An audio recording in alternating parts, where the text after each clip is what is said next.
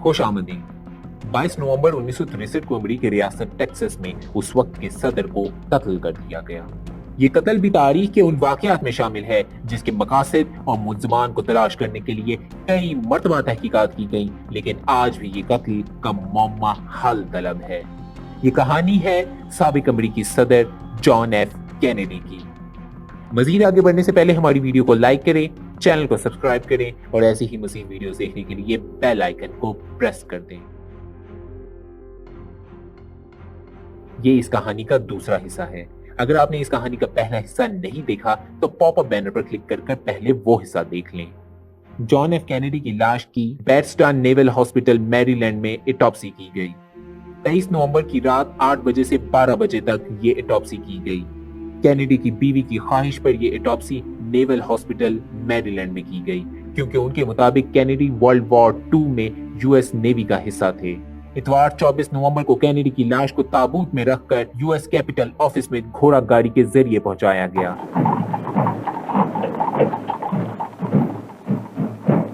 یہ ایک قدیم امریکی رواج تھا جس کے مطابق کسی بھی اہم شخص کی موت کے بعد اس کی لاش کو تابوت میں ڈال کر کسی اہم عمارت میں رکھ دیا جاتا تھا تاکہ لوگ اس کو آخری بار دیکھ سکیں اور اپنی عقیدت کا اظہار کر سکیں۔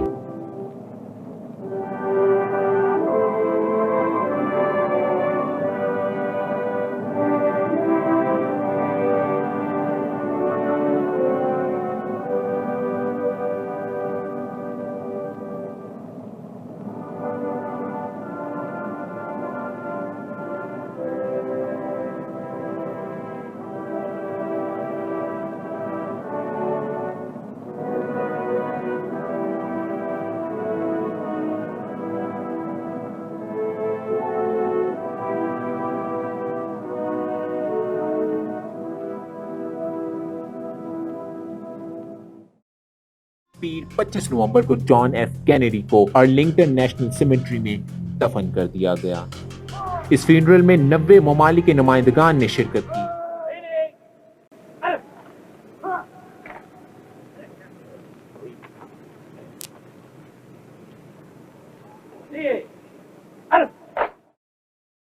ڈیلس پولیس کے جاری کردہ بیان کے مطابق جیسے ہی صدارتی قافلہ ٹیکساس اسکول بک ڈپوزیٹری کے قریب سے گزرا تو گولیاں چلنے کی آواز آئی اور عوام میں بھگدڑ مچ گئی۔ ہاورڈ برینن جو کہ پیشے سے ایک اسٹیم فٹر تھے اور ٹیکساس اسکول کے قریب کھڑے ہو کر قافلے کو دیکھ رہے تھے، ان کے بیان کے مطابق جب کینیڈی کو گولی ماری گئی تو انہوں نے اوپر کی جانب سے گولیاں چلنے کی آواز سنی تو ایک شخص رائفل کے ساتھ چھٹی منزل کی کھڑکی میں کھڑا تھا۔ اس نے کئی بار گولیاں چلائیں اور پھر غائب ہو گیا۔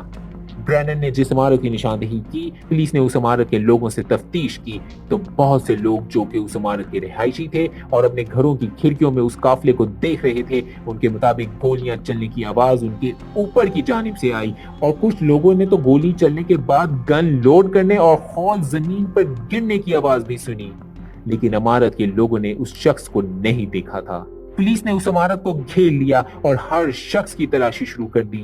اس کے ساتھ پولیس نے برینن کے بیان کے مطابق اس شخص کا خاکہ بنایا اور ٹیلی ویژن پر نشر کیا۔ Attention all squads, the suspect from Elman, Houston is reported to be an unknown white male about 30, slender build, 5 feet 10 inches tall, 165 pounds, armed with what is thought to be a .30-30 rifle. No further description at this time or information. Police کے record کے مطابق 104 لوگوں نے کسی نہ کسی طرح سے اس عمارت سے گولی چلنے کی آواز سنی، لیکن پولیس اس وقت پریشان ہو گئی جب لوگوں نے بیان میں کہا کہ ایک گولی عمارت کی جانب سے چلی تو دوسری گولی پاس موجود انڈر پاس کی طرف سے چلی۔ کسی کے مطابق ایک گولی اس عمارت اور دوسری گولی سڑک کے پار دوسری عمارت سے چلی۔ ہر کوئی اپنی مرضی کا بیان دے رہا تھا۔ سارے گواہان کے بیان کے بعد پولیس اس نتیجے پر پہنچی کہ کل 3 گولیاں چلائی گئیں۔ زیادہ تر لوگوں کے مطابق تینوں گولیاں عمارت کی طرف سے چلی۔ پہلی گولی چلنے کے بعد کچھ دیر کا وقفہ ہوا اور پھر دوسری اور تیسری گولی ایک ساتھ چلی۔ Two bullets hit the president. One wounded him at the back of the neck and throat. The other caused a massive and fatal head injury. The president was pronounced dead at 1 p.m. in an historic announcement that stunned America. Television پر police کی جانب سے بار بار مشکوک شخص کا خاکہ نشر کیا گیا۔ بیول ویزلی نامی ایک ٹیکسی ڈرائیور آگے آیا اور اس نے پولیس کو بیان دیا کہ اس نے جاری کردہ خاکے جیسا ایک شخص عمارت کے پاس چھوڑا تھا اور اس کے پاس خاکی رنگ کا ایک بہت بڑا بیگ تھا۔ اس کے پوچھنے پر اس شخص نے کہا کہ اس بیگ میں پردوں کے راڈ ہیں۔ جلد ہی اس شخص کی شناخت آسورڈ کے نام سے ہوئی۔ پولیس افسر جے ڈی ٹپٹ نے مطلوبہ شخص کو دیکھا اور اس کو حراست میں لینے کی کوشش کی تو آسورڈ نے اس پولیس اہلکار پر 4 گولیاں چلا دی اور بھاگ گیا۔ Over his police car and he just shot him at point blank range. It was a horrible act and certainly not the act of an innocent person. Police نے عمارت کی تلاشی لی تو خاکی رنگ کا ایک بیگ 6ٹھی منزل سے ملا۔ پولیس اہلکار کو مارنے کے بعد آسورڈ بچنے کے لیے ٹیکساس تھیٹر میں چلا گیا اور بنا ٹکٹ لیے ہال میں بیٹھ گیا۔ تھیٹر کے مینیجر نے اس مشکوک شخص کی اطلاع پولیس کو دی اور پولیس نے آ کر جلد ہی آسورڈ کو حراست میں لے لیا۔ پولیس کے مطابق آسورڈ نے پولیس پر گولی چلانے کی کوشش کی مگر اس سے پہلے ہی اسے پکڑ لیا گیا۔ The police found him sitting in the rear of the theater. The suspect has been apprehended at Texas Theater. جس دن کینیڈی کو مارا گیا اسی دن رات تک پولیس نے آسورڈ نامی شخص کو کینیڈی اور پولیس اہلکار ٹپٹ کے قتل کے الزام میں گرفتار کر لیا۔ آسورڈ نے ان دونوں افراد کے قتل سے انکار کیا اور کہا کہ پولیس اس کو جان بوجھ کر پھنسا رہی تھی۔ اتوار 24 نومبر کو دوپہر 11:21 پر جب پولیس وین کے ذریعے آسورڈ کو دوسری بڑی جیل منتقل کیا جا رہا تھا تو ایک شخص جیک روبی نے آسورڈ کو گولیاں مار کر قتل کر دیا۔ چنانچہ آسورڈ کو منتقل کرنے کی لائیو براڈ کاسٹ ہو رہی تھی، اس لیے آسورڈ کو گولی ماری جانے کی کاروائی بھی لائیو امریکی ٹیلی ویژن پر چلی۔ Let me have it. I want it. Being let out by Captain Fritz. There's a puppy. There is a... He's been shot. He's been shot. Ray Oswald has been shot. آسورڈ کو فوراً قریبی ہسپتال منتقل کیا گیا جہاں 2 دن پہلے کینیڈی کو بھی لے جایا گیا تھا۔ 1:07 پر آسورڈ کو مردہ قرار دے دیا گیا۔ جیک روبی کو پولیس نے گرفتار کر لیا۔ جیک روبی کینیڈی کا بہت بڑا مداح تھا اور اس کے بیان کے مطابق اس نے مسز کینیڈی کو بار بار اپنے شوہر کے قتل کے مقدمے میں عدالت آنے کی تکلیف سے بچا لیا تھا۔ ڈیلس پولیس کینیڈی کے قتل کے لیے آسورڈ کو ذمہ دار قرار دے چکی تھی۔ پولیس ریکارڈ کے مطابق پولیس نے آسورڈ کے انکار کے بعد اس کے ہاتھوں پر سپرے کر کے چیک کیا تھا کہ اگر اس نے حال ہی میں گولی چلائی ہوگی تو بارود اس کے ہاتھ پر لگا ہوا ہوگا۔ ٹیسٹ کا نتیجہ مثبت آیا، لیکن پولیس بھی جانتی تھی کہ اس طرح کے ثبوت آسورڈ کو مجرم قرار دینے کے لیے ناکافی تھے۔ 9 دسمبر 1963 کو FBI نے اپنی رپورٹ جاری کی جس کے مطابق کینیڈی پر حملہ آور نے 3 گولیاں چلائیں۔ پہلی گولی کینیڈی کو لگی، دوسری گولی ٹیکساس کے گورنر کونیلی کو لگی جس سے وہ شدید زخمی ہوئے مگر بچ گئے۔ تیسری گولی پھر کینیڈی کے سر میں لگی جس سے کینیڈی کی موت واقع ہوئی۔ کینیڈی کے قتل کی تحقیقات کے لیے ایک صدارتی کمیشن بنایا گیا۔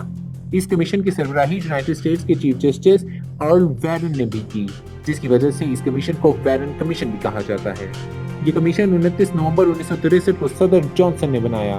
اس کمیشن کی جانب سے ایک جامع رپورٹ جو کہ 888 صفحات پر مشتمل تھی 24 ستمبر 1964 کو صدر جانسن کو پیش کی گئی۔ اس رپورٹ کو صدر کے سامنے پیش کرنے کے 3 دن بعد پبلک کر دیا گیا۔ اس رپورٹ کے مطابق لی ہاورڈ آسورڈ نے کینیڈی کو مارا اور کونیلی کو زخمی کر دیا۔ یہ اس کا انفرادی عمل تھا۔ کینیڈی کے قتل کیے جانے کے بعد عوامی رد عمل کے طور پر جیک روبی نے آسورڈ کو گولی مار کر قتل کر دیا۔ اس کمیشن کی رپورٹ پر شدید تنقید کی گئی۔ حیرانی کی بات یہ ہے کہ اس کمیشن کے زیادہ تر ممبران اس کمیشن کے حق میں نہیں تھے کیونکہ ان کے خیال میں اس کمیشن کی رپورٹ سے اور تنازعات جنم لیتے اور بعد میں ایسا ہی ہوا۔ وارن کمیشن کی تحقیقات اور رپورٹ کو نیشنل آرکائیوز میں جمع کرا دیا گیا۔ پھر آگے کیا ہوا؟ جان ایف کینیڈی کے قتل کی تحقیقات میں آگے کیا کیا اور کب پیش رفت ہوتی رہی، یہ سب اور بہت کچھ جاننے کے لیے دیکھیے اس کہانی کا اگلا حصہ۔ آپ کو ہماری ویڈیو کیسی لگی؟ ویڈیو پسند آنے کی صورت میں ویڈیو کو لائک کریں، چینل کو سبسکرائب کریں اور نیچے کمنٹس میں اپنی قیمتی رائے سے ضرور آگاہ کریں۔ اور مزید ایسی تاریخی مرڈر مسٹریز دیکھنے کے لیے ہماری اس پلے لسٹ پر کلک کریں۔ بہت شکریہ۔